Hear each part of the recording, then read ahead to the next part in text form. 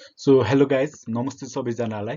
Last भिडियोमा चाहिँ हामीले सिंगल क्यान्डलस्टिक प्याटर्नको बारेमा सिकेको थियौँ, जसमा hammer, hanging man, marubozu, bearish bullish यो सबै कुराहरू चाहिँ कसरी वर्क गर्छ भनेर सिकेको थियौँ।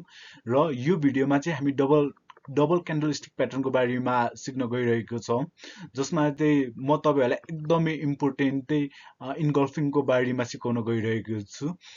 लाइक यहाँ धेरै बिगिनरहरू हुनुहुन्छ जो चाहिँ फर्स्ट कुरा केमा स्ट्रगल गर्नुहुन्छ भन्दाखेरि मार्केट कहिले अप जान्छ र कहिले डाउन जान्छ भन्ने उहाँहरूलाई थाहै हुँदैन। यो कुरामा चाहिँ एकदमै एकदमै स्ट्रगल गर्नुहुन्छ होइन।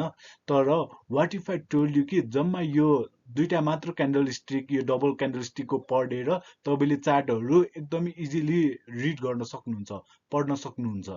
सो यो भिडियो चाहिँ सबै बिगिनरको लागि जो चाहिँ लाइक डबल क्यान्डलस्टिक प्याटर्नबाट चार्टहरू एकदमै पढ्नको लागि धेरै इजी होस् भनेर है। सो विदाउट लाइक डिले नगरिकन लाइक अगाडि बढौँ है त। अब डबल क्यान्डलस्टिक प्याटर्न भनेको चाहिँ के हो होइन। Like instead of just using one candle, just एउटा क्यान्डल युज गर्नुभन्दा अब चाहिँ हामी दुईटा क्यान्डल युज गर्छौँ for understanding the market. Like अब मार्केटले हामीलाई के भन्न खोजिरहेको छ र के स्टोरी दिन गइरहेको छ भनेर। सो एउटा क्यान्डलले चाहिँ हामीलाई के गर्थ्यो भन्दाखेरि हिन्ट दिन्थ्यो होइन। हिन्ट कसरी दिन्थ्यो भन्दाखेरि अब मार्केट अप्परवाला जान सक्ने छ भनेर, अथवा डाउन ट्रेन्डमा जान सक्ने छ भनेर एउटा हिन्ट दिन्थ्यो भन्दाखेरि अब चाहिँ डबल क्यान्डलस्टिकले चाहिँ हामीलाई स्ट्रङ सिग्नल दिन्छ। हिन्ट मात्र होइन, अब चाहिँ स्ट्रङ सिग्नल दिन्छ कि अब मार्केट अप ट्रेन्ड अथवा डाउन ट्रेन्डमा जान लागेको छ भनेर। सो यो डबल क्यान्डलस्टिक भित्र पनि धेरै कुराहरू पर्छ, लाइक किकर, इन्गल्फिङ, हरामी, लाइन, बटम होइन। तर यो मध्येमा सबभन्दा बढी इम्पोर्टेन्ट भनेको चाहिँ इन्गल्फिङ हो, जुनमा चाहिँ बुलिस इन्गल्फिङ र बेरिस इन्गल्फिङ पर्छ। र यो भिडियोमा हामी बुलिस र इन्गल्फिङ र बेरिस इन्गल्फिङको बारेमा पढ्न गइरहेको र सिक्न गइरहेको छौँ। सो डिले नगरिकन अब त्यसमा हामी छिर्छौँ। सो डबल क्यान्डलस्टिक प्याटर्नको चाहिँ इम्पोर्टेन्ट प्याटर्न भनेको चाहिँ इन्गल्फिङ प्याटर्न हो है। यो इन्गल्फिङ प्याटर्नभित्र चाहिँ दुईटा प्याटर्न पर्छ, one is bullish engulfing and another is bearish engulfing. फर्स्टमा चाहिँ we need to understand about the engulfing pattern. Engulfing भनेको चाहिँ के हो? इन्गल्फिङ भनेको चाहिँ केही कुराले अर्को कुरालाई टोटली कभर गर्नुलाई चाहिँ इन्गल्फिङ भनिन्छ होइन। केही कुराले अर्को कुरालाई खानु भन्दाखेरि पनि हुन्छ क्या। सपोज एउटा मोटो र लम्बु मान्छे छ होइन, त्यो मोटो र लम्बु मान्छेको अगाडि एउटा सानो पातालो र सानो मान्छे राख्दियो भने मोटो र लम्बु मान्छेले त टोटल्ली अगाडिको सानो मान्छेलाई त कभर गर्छ नि होइन, ऊ त उसको अगाडि त्यस्तो देखिँदैन नि त। हो, त्यसलाई नै इन्गल्फ भन्छ। केही कुरालाई चाहिँ टोटल्ली कभर गर्छ भने त्यसलाई हामीले इन्गल्फ भन्छ होइन। सो फर्स्टमा हामी बुलिस इन्गल्फिङ भनेर बुझौँ।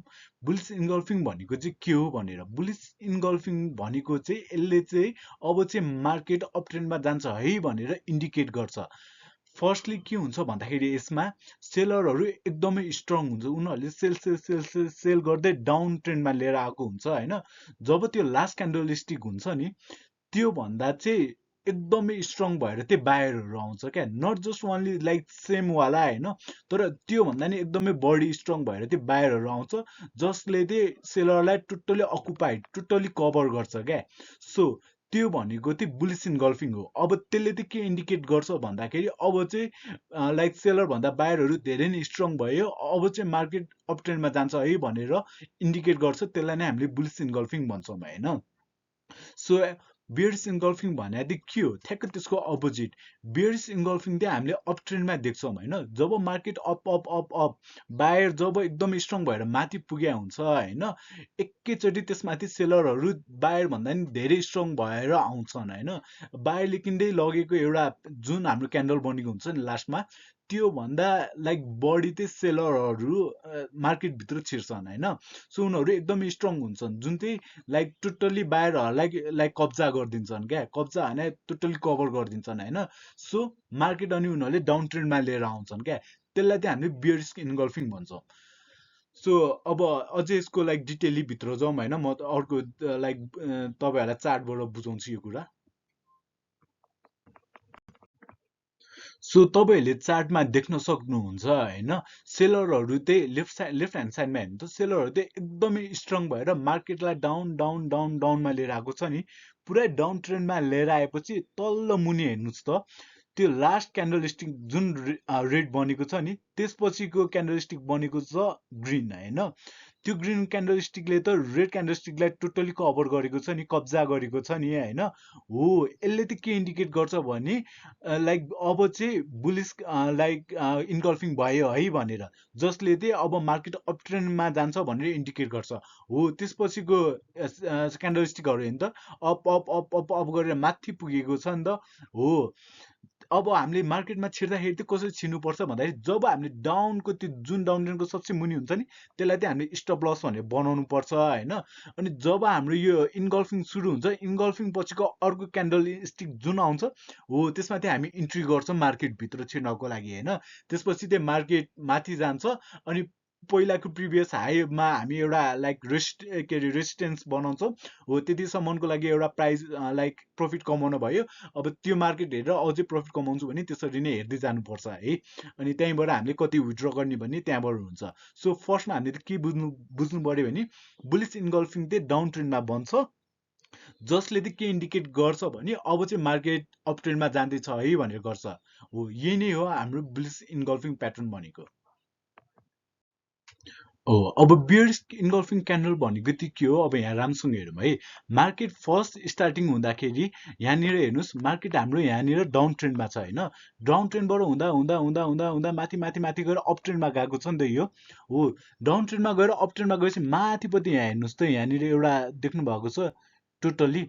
हो, एउटा यो लाइक हाम्रो बुलिसलाई चाहिँ टोटली बियरिसले अकुपाइड गरेको छ होइन, पुरै क्याप्चर गरेको छ नि त। हो, त्यो भनेको चाहिँ अब बायर भन्दा चाहिँ सेलरहरू स्ट्रङ भएर आयो हो। सो अब त्यो मार्केट डाउन ट्रेन्डमा जाँदैछ है भनेर सिग्नल गर्छ। सो अब यस्तो बेला चाहिँ ठ्याक्क अब हेर्नुहोस् यहाँबाट मार्केट लिएर गएर जब अर्को क्यान्डलस्टिक बन्छ नि हो त्यहाँ चाहिँ हामी इन्ट्री हुन्छौँ। अनि त्यसपछि हामीले अब पहिलाको जुन लो छ यहाँनिर पहिलाको जुन लो छ त्यसमा मार्क गरेर चाहिँ हामीले प्रफिट झिक्छौँ होइन।